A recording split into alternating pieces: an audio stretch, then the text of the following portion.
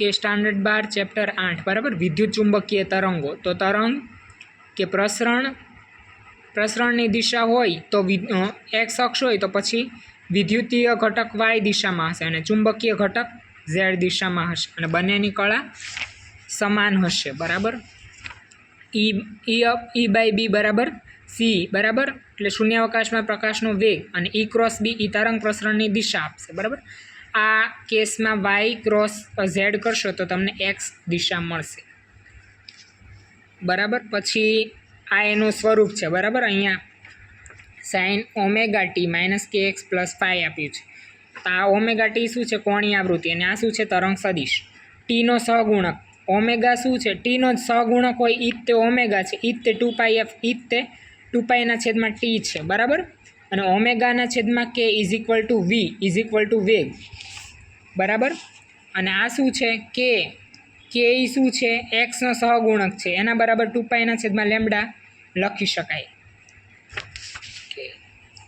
પછી વી એટલે વેગ, 2 minute. V is equal to વેગ અને સી ઇઝ ઇક્વલ ટુ શૂન્યાવકાશમાં વેગ. તો V is equal to 1/μ E. V is equal to C √μr ER બરાબર કે લખી શકાય. કે સમય સાથે બદલાતું વિદ્યુત ક્ષેત્ર એ ચુંબકીય ક્ષેત્રને પ્રેરિત કરે છે, આપણે જોઈ જ ગયા છે બરાબર. પછી આ બંધગાળાનો નિયમ આપણે આગળ જોશું બરાબર. કે સંકલન બંધગાળામાં બી ઇન્ટુ ડીએલ બરાબર μ0 સિગ્મા આઈ થશે બરાબર. આઈ ડી અને આઈ સી બરાબર, ઇન્ડક્શન કે ડાયરેક્ટ કરંટ બરાબર, બેયના સરવાળા લઈ લેવાના બરાબર. એને મેક્સવેલ એમ્પિયરનો નિયમ કહેવાય છે. એ પહેલાં અહીંયા જોઈ લઈએ બરાબર. E0 dφ/dt is equal two I D is equal two I C is equal two dq/dt is equal to C dv/dt બરાબર. એક ઘટશે તો બીજો વધશે, એક વધશે તો બીજો ઘટશે, પણ બેયનો સરવાળો અચળ.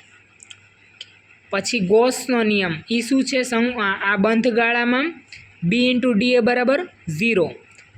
અને ગોસનો નિયમ આપણે વિદ્યુતમાં શું જોઈ ગયા? આ ચુંબક માટે છે. તો વિદ્યુત માટે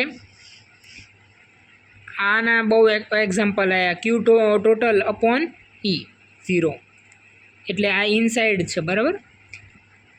પછી ઈ બરાબર આપણે ચેપ્ટર 6માં શું જોઈ ગયા? dφ/dt.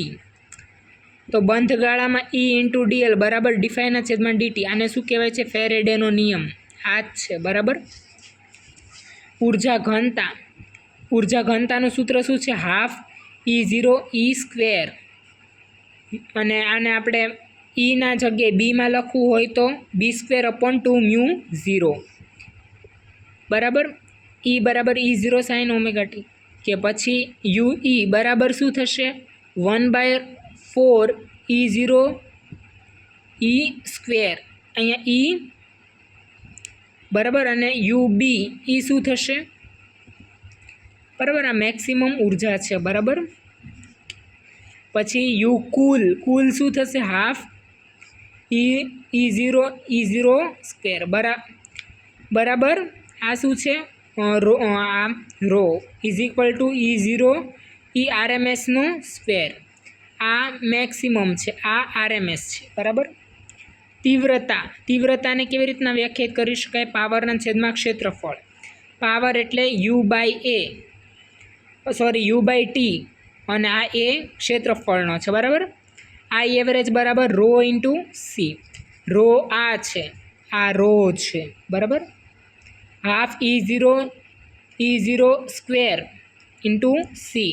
આ E0 એ પરમિટિવિટી, અને આ E0 શું છે? Maximum energy.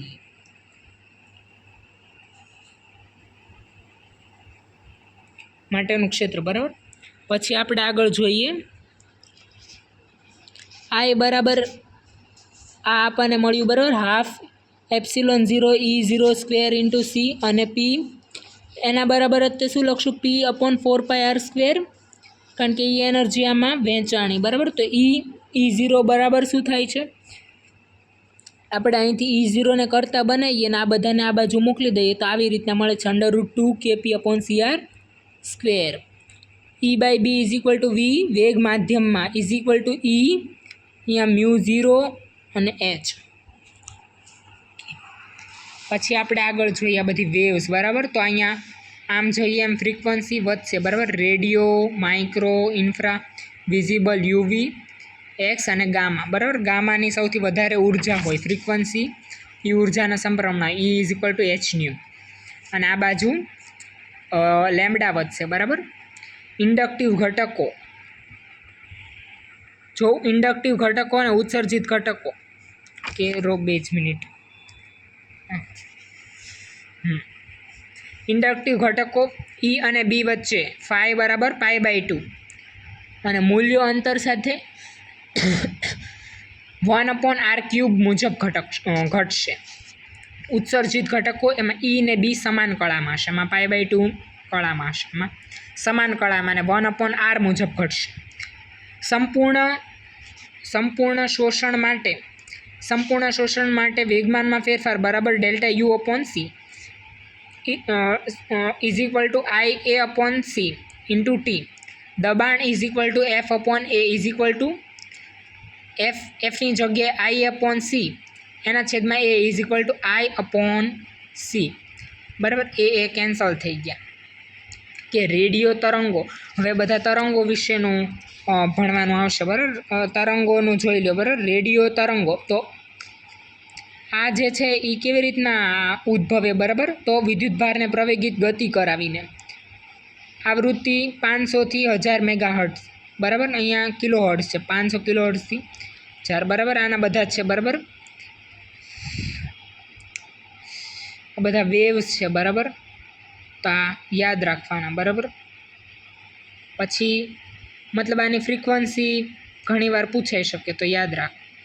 માઇક્રોવેવ, તો શૂન્યાવકાશિત ટ્યુબ જેવી કે ઇલેક્ટ્રોન, મેગ્નેટ્રોન, ગન ડાયોડની મદદથી, અને ફ્રીક્વન્સી આટલી, બરાબર. દિશા નિયંત્રક, લડાકુ વિમાન, સેટેલાઇટ, જળવહન, રડાર, બોલની ઝડપ, વાહનની ઝડપ વગેરે શોધવા માટે ગન્સમાં ઉપયોગી. માઇક્રોવેવ ઓવનમાં એનો યુઝ થઈ શકે, બરાબર. પાર રક્ત, ગરમ અણુઓ અને LED વડે ઉત્સર્જિત થાય. શારીરિક ઉપચાર, ગ્રીન હાઉસ, લશ્કરી હેતુ, પાક વિકાસ, LED વગેરે, અને સાપ ત્યાંને પારખી શકે, બરાબર. તો આમાં બધામાં પાર રક્ત કણો સંકળાયેલા છે, બરાબર. દ્રશ્ય 4000 થી 7000, બરાબર. સૂર્ય જ્વાળા, બલ્બ, ઇન્ટેન્સેડન્ટ લેમ્પ, આ બધા ઉદ્ભવ કરશે. નેક્સ્ટ યુવી, ચોક્કસ પ્રકારના લેમ્પ અને વધારે ગરમ પદાર્થમાંથી ઉદ્ભવશે. સાદા કાચ વડે શોષણ થઈ જાય. અને વેલ્ડિંગ વખતે આર્ક મોહરા, બરાબર, કારણ કે માસ્ક પહેરવું પડશે. લેસિક સર્જરી, પાણીની શુદ્ધિકરણ અને ઓઝોનમાં ગાબડા પડશે યુવીના કારણે. એક્સ-રે, ખૂબ જ ઉર્જાવાળા, બરાબર, એક્સ-રે પાડવા માટે આનો ઉપયોગ થાય છે. હાડકાના ફ્રેક્ચર અમુક કેન્સરમાં ઉપયોગી. તરંગ લંબાઈ બધાની જોઈ લેવી, બરાબર. ગામા, ન્યુક્લિયર પ્રક્રિયાઓમાં ઉપયોગ થાય અને મેડિકલ શાખામાં કેન્સરની કોષોની સર્જરીમાં, બરાબર, ડિટેક્ટ કરવા માટે ઉપયોગી છે. કે આનું ન્યુક્લિયર મેડિસિન આવે છે, બરાબર, એક અલગથી ડિપાર્ટમેન્ટ. કે આનો રેડિયો ડાયગ્નોસિસ, આનું nuclear medicine. Okay, thank you.